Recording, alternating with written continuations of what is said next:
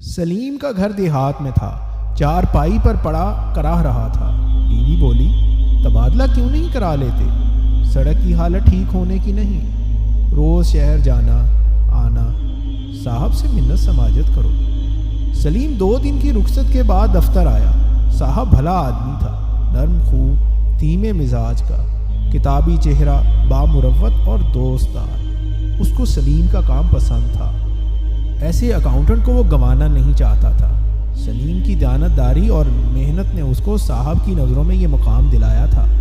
ایک دن دفتر آتے ہوئے سلیم کی ملاقات بگے سے ہوئی۔ محنت کش تھا، دہاڑی کبھی ملتی کبھی نہ ملتی۔ میں صاحب سے بات کرتا ہوں، تم کو فیکٹری میں رکھوا دیں گے۔ یوں ہفتے بھر میں بگے کو ملازمت مل گئی۔ تکنیکی کام تو نہ جانتا تھا، کاریگر کا معاون بنا دیا گیا۔ تجربہ تو وقت لگانے سے ہی آتا ہے، گھبراؤ مت، لگے رہو، سیکھ جاؤ گے۔ سلیم نے بگے کو تسلی دی۔ ایک دن سلیم کو خیال آیا تو صاحب سے بات کی۔ مزدوروں کو آئے دن چھوٹی موٹی بیماری کے لیے چھٹی لینا پڑتی ہے، آپ صدر دفتر بات کر کے ڈسپینسری بنوا دیں تو یوں روز روز کی مشکل سے نجات مل جائے گی۔ صحت ہے تو کام ہے، پھر فیکٹری کی پیداوار میں بھی اضافہ ہوگا۔ خلق خدا آپ کو دعائیں دے گی صاحب۔ اوپر بات کی گئی تو اس شرط پر منظوری ملی کہ مزدور ہڑتال نہیں کریں گے، کام پر باقاعدگی سے حاضر ہوں گے اور صحت الاؤنس مزید نہیں ملے گا۔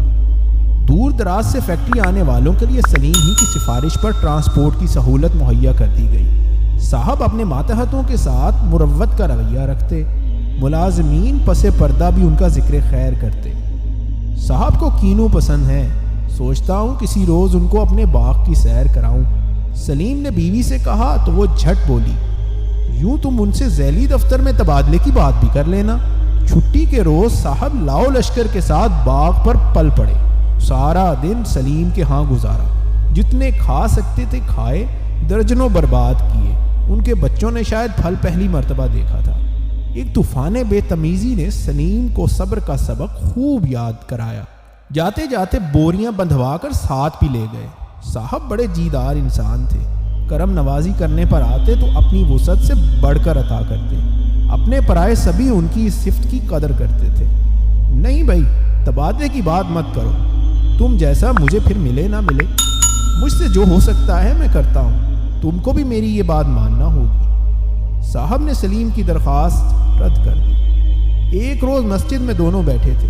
سلیم نے کہا، صاحب میں آپ کو اپنا بڑا بھائی سمجھتا ہوں۔ صاحب مسکرا دی اور اس کے شانوں کے درمیان تھپکی دی۔ 2 برس مزید یہ بھائی چارہ پنپتا رہا۔ ایک روز صدر دفتر سے صاحب کے تبادلے کے احکامات آ گئے۔ ان کو کمپنی نے اپنی نئی فیکٹری میں مینیجر کے عہدے پر فائز کر دیا۔ صاحب کی جگہ ایک کڑوے مزاج شخص نے لی۔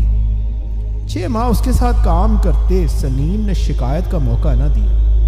ایک دن قدرے خوشگوار موڈ میں پایا تو پوچھ بیٹھا، صاحب اتنی ترشی کیا ورثے میں ملی؟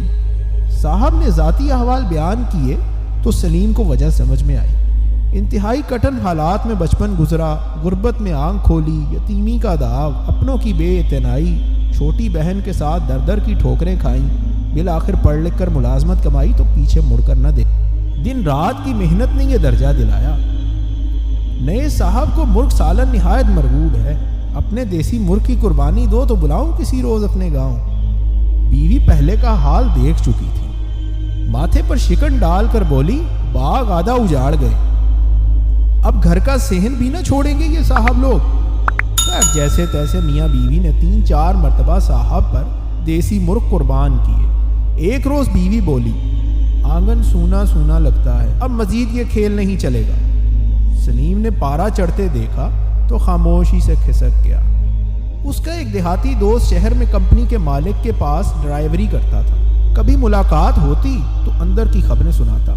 سیٹھ صاحب کسی وزیر سے بات کر رہے تھے، اگلے ماہ حکومت نیا بجٹ پیش کرنے جا رہی ہے، مہنگائی کا طوفان کہیں تھمتا نظر نہیں آتا، تمہارے والی فیکٹری کے اخراجات کم کرنے کی فکر آج کل سیٹھ صاحب کی نیندیں اڑا چکی ہے۔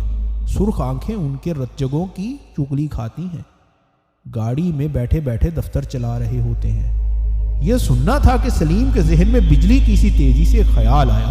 اگلے روز اس نے صاحب کے سامنے ایک تجویز رکھ دی، डिस्पेंसरी का डॉक्टर अच्छा नहीं, आपने भी उसके खिलाफ शिकायत सुनी होगी, अद्वियात भी मेयारी नहीं रखता।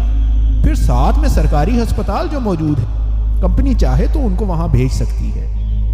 उनके सेहत पर उठने वाले खर्च में भी खातिर खा कमी आएगी, इलाज भी मुफ्त ही होगा। कैंटीन का ठेका जिसको दिया था, एक नंबर का धोखाबाज और फ्रॉडिया निकला। घटिया घी में खाना बनाता है, इससे मुलाजमीन की सेहत पर बड़ा बुरा असर पड़ रहा है। तभी तो आए दिन किसी का पेट खराब, किसी का गला भारी। ट्रांसपोर्ट की ज़रूरत ही क्या है, 80% मुलाजिम तो यहीं करीब से आते हैं। 1-2 महीनों में सरकारी बसें चल पड़ेंगी, फिर रही सही तंगी भी दूर हो जाएगी। गर्ज कंपनी के सदर दफ्तर सिफारिशात भिजवा दी गई, जिनमें यह भी लिखा गया कि साबिका मैनेजर साहिब ने खामखा मुलाजमीन को ढील दे रखी थी, जिससे पैदावारी सलाहियत तो क्या बढ़ती, अखराजात का मुंह खुलता जा रहा था। सलीम और दीगर मुलाजमीन ने नए साहब के सामने इसी तरह के ख्यालात का इजहार किया। कुछ रोज़ बाद नए साहब ने खुशी से तमतमाते चेहरे के साथ सलीम से मुलाकात की। सेठ साहिब मेरी सिफारिशात से खुश हुए, मेरी तारीफ की और साबिका मैनेजर की खिंचाई। हो सकता है इसकी छुट्टी ही कर दें। उसको कहा है कि अपनी हमदर्दी घर रख के आया करें। अगर मजीद काम करना है, बातों बातों में मैंने तुम्हारे तबादले की सिफारिश की तो सेठ साहिब ने तुम्हें ज़ैली दफ्तर भेजने का हुक्म सादिर कर दिया। अब तुम अपने घर के करीब रहकर काम कर सकोगे। सलीम खुश खुश घर आ रहा था कि रास्ते में बग्गा रेडी पर बीमार माँ को बिठाए जाता दिखाई दिया। पूछने पर उसने बताया कि डिस्पेंसरी वाले डॉक्टर साहब उसकी माँ को मुफ्त ही देख लेते थे, अब वो तो फारिग कर दिए गए। सरकारी अस्पताल जा रहा हूँ, पर सुना है वहाँ आजकल डॉक्टरों की हड़ताल चल रही है। सलीम ने सुनकर ठंडी आह ली और दुआ देकर रुखसत हुआ। अजान की आवाज़ सुनकर मस्जिद को चला। 2 नफल शुक्राने के अदा किए कि आखिर उसका तबादला हो गया। कल छुट्टी है, मिठाई लेकर पुराने साहब के घर जाऊंगा। उनके मुझ पर बड़े एहसानात हैं, बड़े भाई हैं मेरे बड़े भाई।